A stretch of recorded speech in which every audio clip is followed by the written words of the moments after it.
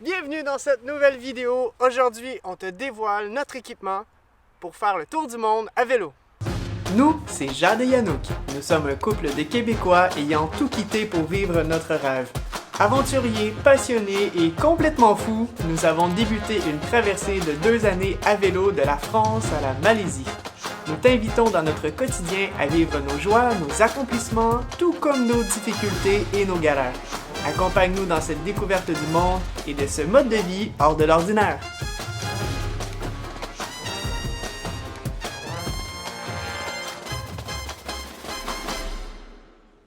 Nous sommes présentement en Turquie, en route vers l'est de l'Asie. Ça fait présentement 9 mois qu'on voyage à vélo avec notre équipement. Aujourd'hui, on fait ça de manière très simple. On te présente notre équipement, le temps d'un bivouac.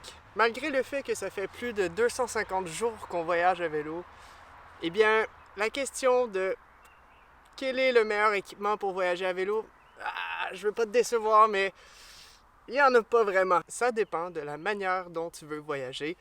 Nous, on est de la formule bike touring. Comment on dit en français?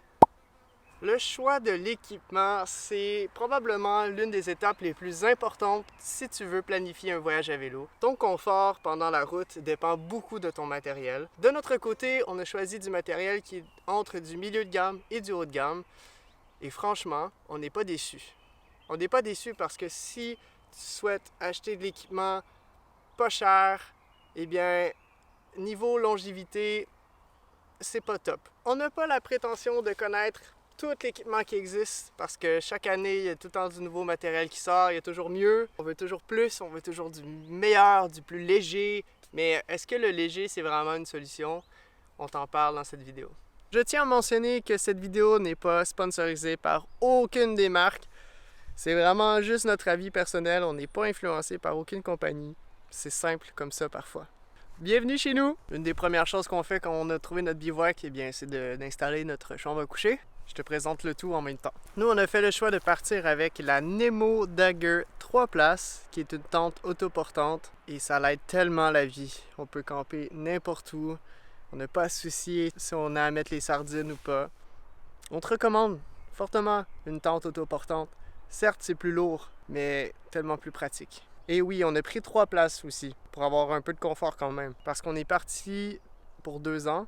Alors on voulait vraiment avoir quelque chose de confortable. Et en plus, nos vestibules sont formidables parce que contrairement à d'autres tentes, la manière qu'elle est conçue, il y a assez d'espace pour mettre toutes nos sacoches à l'extérieur de la tente. Bien tranquille à l'intérieur, on a de la place. C'est vraiment chouette. Alors, qu'est-ce que tu fais, Jade? Je suis en train de mettre à jour mon journal. Mettre à jour? Oui, j'ai assez de retard. D'habitude, je suis un peu plus assidue, mais là... Mais c'est un bon exercice pour la mémoire. Je croyais abandonner, puis finalement, je me suis dit... Oh, ça va me remettre dans l'ambiance du voyage, dans le passé, bien sûr. Me remettre dans l'état dans lequel j'étais dans ces journées-là. Et clairement, là, t'étais dans un état calme cette journée-là, non? Oui, donc jeudi le 17, on a visité le site archéologique d'Éphèse. C'était une super journée avec Eva et Henning. Ok, je te dérange pas plus. Ça te va si je m'installe pendant que t'écris? Oui, bien sûr. Ok. Chacune de mes sacoches servent à une utilité. Ici, on a la cuisine. Ici, on a tout le matériel vidéo, caméra, etc. Ici, mes vêtements. Ici, tout ce qui est matériel pour dormir. Et la sacoche de guidon, c'est juste constamment le bordel. Commençons la présentation de la chambre à coucher avec notre matelas. Nous avons commencé le voyage avec les Nemo Tensor isolés et ils nous ont pas fait long feu, en gros. Nos 2 matelas ont délaminé assez rapidement. En fait, ça m'amène à te parler du ultralight. Doit-on choisir du ultralight pour voyager à vélo? Le ultralight, on l'apprécie parce qu'on le met dans nos sacoches et qu'on doit pédaler. Mais attention, attention, le ultralight égale ultra fragile, ok? Parce que de tout notre équipement qui est vraiment considéré ultralight, eh bien, niveau longévité, c'est pas top. Tu t'en doutes sûrement, mais nos 2 matelas n'ont pas survécu. Alors j'ai dû me débrouiller pour trouver un autre matelas. J'ai choisi pour ma part la formule la plus simple. Et en Europe, eh bien, c'est le Décathlon. Je voyage présentement avec Forclaz 700 ultra compact. Et ben, ça fait le travail. Par contre, c'est vrai que pendant l'hiver, je sentais beaucoup le froid arriver du sol. J'ai donc dû faire preuve d'imagination pour survivre. Et je suis très content que le printemps arrive.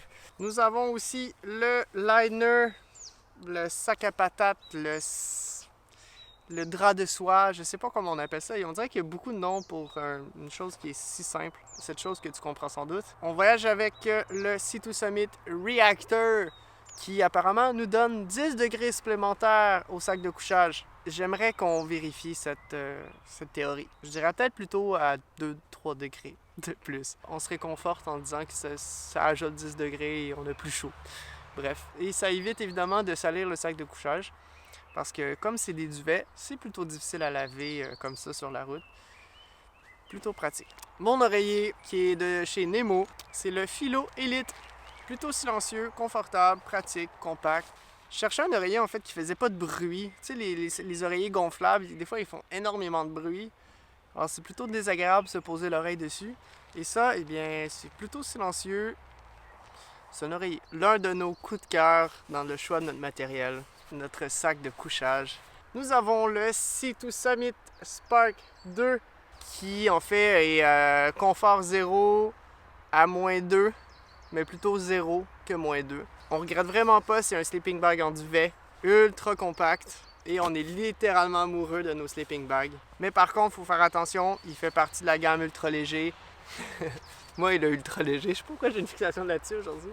Niveau voyage, on a choisi le Spark 2, mais il existe aussi le Spark 3, qui est -7 si je ne m'abuse. Mais qui est définitivement plus chaud que le Spark 2, et je pense qu'on aurait pris le Spark 3 pour le type d'aventure qu'on fait, qui est de voyager à l'année. Hein, Jade? Si on avait à refaire un choix, on aurait peut-être pris le Spark 3, hein? Ouais, clairement. On s'était dit, ouais, on va jamais dormir en bas de 0, donc c'est parfait pour nous, un petit -2, mais non. On a définitivement dormi en bas de 0 à plusieurs reprises. Concernant les vêtements, ça rentre dans 2 sacs compressibles comme ça. On a choisi des petits sacs Eagle Creek. Ça fonctionne très bien. Je vous mets au défi d'avoir pour 2 ans de voyage 2 petits sacs comme ça pour les vêtements. Pour alléger la vidéo, évidemment, je te présenterai pas chaque morceau de vêtement en détail. Ça, c'est mon bas. Ça, c'est mon boxeur. Ça, c'est un autre boxeur. Par contre, tu peux cliquer en lien en description. Tu auras accès à tout l'équipement. Tout est listé pour t'aider toi aussi à te préparer pour un voyage. Et dès que la tente est installée, on ouvre nos sacs de couchage pour laisser le temps aux plumes de prendre de l'expansion pour assurer l'efficacité du truc.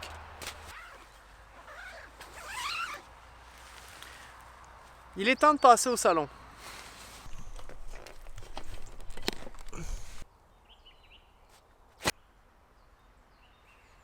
D'abord, nous avons le réchaud. Ah, on le voit mal, hein? Il y a du vécu, ce réchaud quand même. Nous voyageons avec le MSR Whisperlight International. C'est un réchaud super efficace pour voyager à l'étranger, je te le dis tout de suite. En dehors de l'Europe, quand on entre en Turquie, trouver des bonbonnes de gaz, c'est pas tâche facile. Alors on voyage avec ce réchaud pour la simple raison qu'il prend n'importe quel carburant. Presque n'importe quel, parce qu'on a bien galéré en Espagne. En fait, il prend l'essence normale de voiture. Et ça, on en trouve partout dans le monde. Autre chose qui est vraiment intéressante, c'est qu'il est vraiment silencieux pour vrai. Il porte bien son nom. On l'entend presque pas durant l'utilisation. Contrairement à d'autres réchauds émisseurs où vraiment le bruit est... C'est pas une chose qu'on pense vraiment quand on achète un réchaud, mais je te le dis, le Whisper, on l'aime bien. C'est une chose qu'on fait aussi et que j'avais pas pensé au début, mais le fait de justement avoir un réchaud à essence, bien ça sent l'essence. Hein? Ça te semble logique? Ça l'était pas au début pour nous. L'une de mes sacoches est toujours condamnée à sentir l'essence, donc 0 nourriture à l'intérieur. Je trouve pas ça top. Rien à dire sur le réchaud, à l'exception que ça pue. Voilà, c'est dit. Alors j'ai comme pensé à un système, la bonbonne d'essence, elle est à l'extérieur du vélo. Et je laisse en permanence l'adaptateur qui vient se connecter au réchaud sur la bonbonne. Et pour éviter qu'elle prenne la saleté durant la route, eh bien, je mets un petit sac comme ça avec un élastique et ça fait amplement le travail. Parlons de nos chaises. Voyager à vélo avec des chaises ou sans? Eh bien, pour nous, en fait pour moi, quand on a décidé de partir en voyage avec Jade, c'était un incontournable. C'était certain qu'on partait avec des chaises. Parce que je trouve que lorsque tu voyages, t'as jamais le dos calé quelque part, jamais le dos vraiment reposé. Je m'explique. Quand tu es sur la route, ben forcément, t'as le dos courbé sur ton vélo, t'arrives le soir dans ta tente, t'es recroquevillé dans ta tente.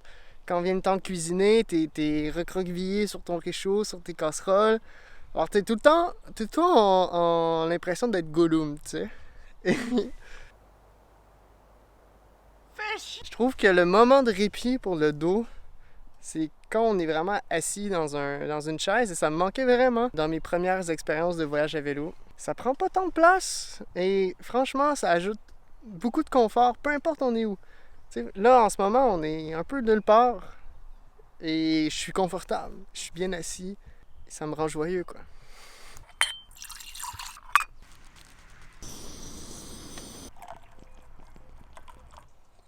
Si tu suis nos aventures, tu sais que le café et moi, c'est une histoire d'amour. Et si tu n'as aucune idée de quoi je parle, eh bien, je t'invite à aller voir notre chaîne YouTube. On relate nos aventures d'épisode en épisode. Et en plus, on donne quelques informations utiles aussi entre-temps. OK. Maintenant, on peut cuisiner. On te présente notre cuisine. On a choisi les casseroles Sea to Summit Alpha Pot 2. Parce qu'il y a 2 à l'intérieur. C'est magique.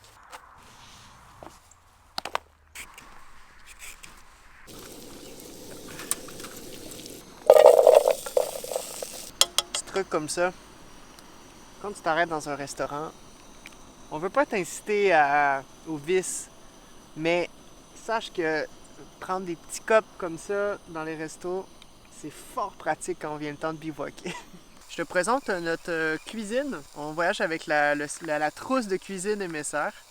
C'est trop le luxe. On a une petite louche avec la gradation graduée. On a la spatule. On a le petit compartiment sel et poivre, que ça aussi, des fois, les restos, merci. On a, évidemment, nos ustensiles, on a tout. En plus, une petite planche à découper, mais on a apporté un tire-bouchon. Fort pratique. Mais ça, c'est un ajout personnel, on tient à mentionner. Ça, c'est aussi un outil indispensable qu'on traîne avec nous, qui est une maryse, qui nous permet de bien récolter les sauces, mais aussi du côté orange de bien nettoyer les casseroles. Très content de l'avoir en voyage.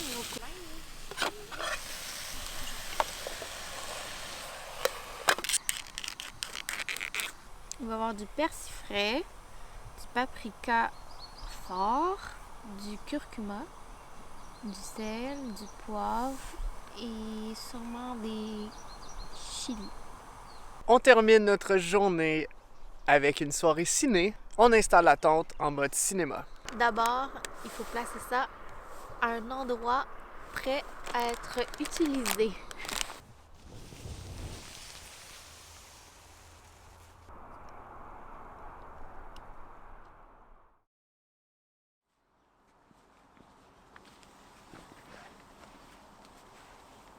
Bon matin! Bon matin. Alors ce matin, je vais faire mon pipi matinal. Et j'utilise toujours le Chiwi. Donc ici, on a le Super Chiwi. C'est un urinoir féminin. Pour les femmes qui ne savent pas bien faire pipi en position accroupie, comme moi, voici votre solution. Quand tu l'installes comme il faut, ça fonctionne très bien. Mais maintenant, t'es une vétérante, là, ça arrive plus. Ça dépend. Quand on est bien pressé, des fois, on peut mal l'installer puis ça finit pas très bien. Est-ce que tu le recommandes ou pas? Ah oui, à 100%. Je le rince tout le temps à l'eau après utilisation avec la bouteille d'eau. Puis dès qu'on arrête là, dans un hôtel ou quelque part, je le lave là, comme il faut avec du savon. Voilà. Bon, je vais y aller, hein.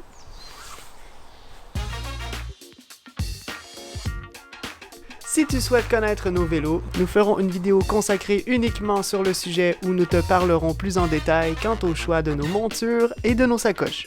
C'est bon, je suis prête. Voilà ce qui conclut cette vidéo. J'espère qu'elle t'a plu, j'espère que tu as appris des choses, j'espère qu'elle t'a aidé pour ton choix de matériel, pour ton trip à toi. Nous, on continue l'aventure dans le sud de la Turquie. Encore une fois, je t'invite à suivre notre aventure, à t'abonner à notre chaîne. Ça nous aide à nous faire connaître davantage. Et on se dit à bientôt pour une prochaine vidéo. Ciao! Les premières chenilles se sont faites écraser. J'ai d'ailleurs roulé sur quelques-unes. Oupsie. Et les chenilles sont toutes confuses, donc ils ont tout arrêté. Mais finalement, la nouvelle leader a décidé de rebrousser chemin. Qu'est-ce qui arrive si je crée un... Oh, c'est fou, regarde, elle reprend sa place. Dégueulasse. Dégueulasse.